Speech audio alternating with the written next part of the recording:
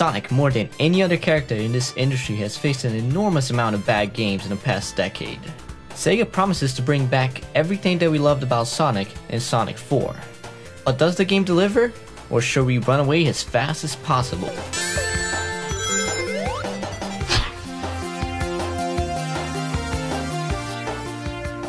Sonic 4 is for the hardcore Sonic fans.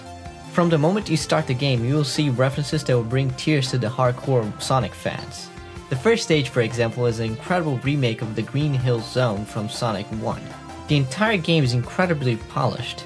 Team Sonic did an incredible job of giving the old school Sonic a fresh new look, and fans of the series will notice that from the get-go.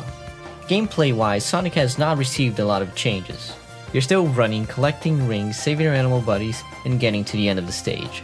That's what worked for Sonic 19 years ago, and almost 2 decades later, and it still works. Some refinements were added to the game, however. On top of doing everything that Nintendo don't, Sonic also got a homing attack, which is not new for Sonic, but it is new for this type of gameplay.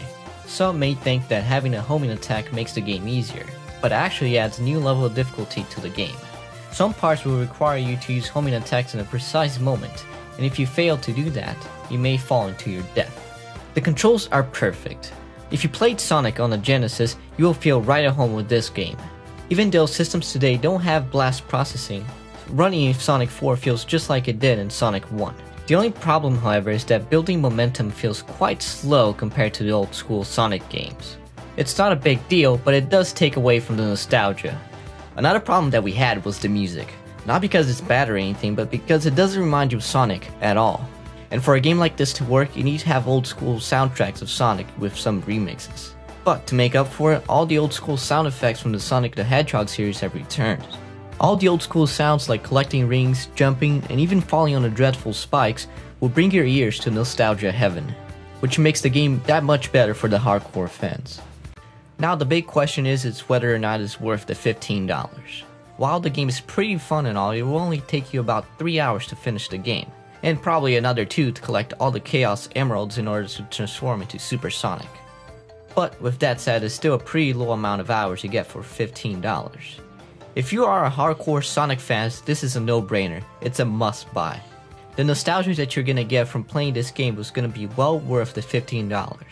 But if you're not a big fan of the series, you might want to wait a little bit until the price drop in order to get this game.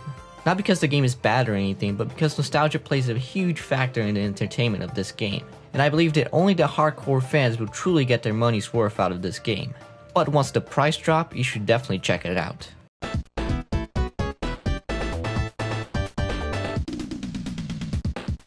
Sonic 4 was made for the hardcore Sonic fans, no doubts about that.